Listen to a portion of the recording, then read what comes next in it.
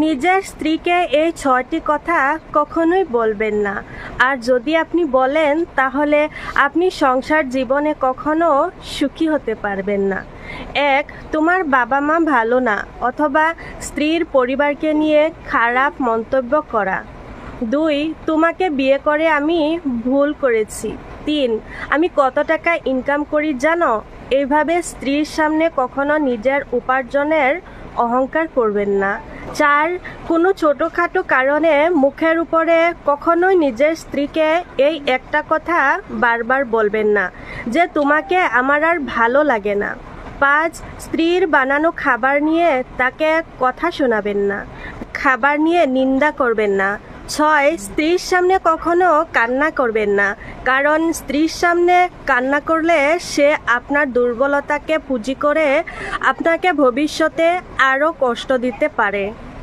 নারীকে গুরুত্ব দিলে ভালোবাসা দ্বিগুণ হয়ে যায়, আর যদি তাদের অবহেলা করেন তাহলে তাদের ঘৃণাটাও দ্বিগুণ হয়ে যায়।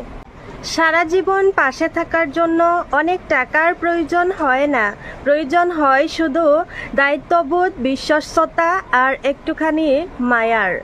১ অক্ষরে শ্রেষ্ঠ শব্দ হলো মা, আর ২ অক্ষরে শ্রেষ্ঠ শব্দ হলো বাবা।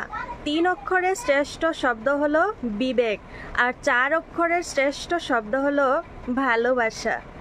এখনকার দিনে তুমি ভদ্র মানে ভিতুক, আর নিরীহ মানে তুমি দুর্বল, সৎ মানে বোকা, আর কষ্টবাদী মানে তুমি সবার শত্রু। কাউকে মিথ্যে বলে খুশি করার চেয়ে সত্য বলে কাঁদানোটা অনেক ভালো। এতে হয়তো সে একটু কষ্ট পাবে, কিন্তু তোমার উপরে বিশ্বাসটা কখনো নষ্ট হবে না। সম্পর্ক একটা পাখির মতো, যদি তুমি শক্ত করে ধরো তবে সে চাপে মারা যাবে, যদি খুব হালকা করে ধরো তাহলে সে উড়ে যাবে, কিন্তু যদি তুমি তাকে খুব যত্নের সাথে আগলে রাখো তাহলে সে সারা জীবন তোমার পাশে থাকবে। ভুল সময়ে ঠিক মানুষ খুঁজে পাওয়া আর ঠিক সময়ে ভুল মানুষের পাল্লায় পড়া দুটোই খুব কষ্টকর। একটা কথা কি জানো তো, স্মৃতি একমাত্র জিনিস যার জন্ম হয় কিন্তু কখনো মৃত্যু হয় না।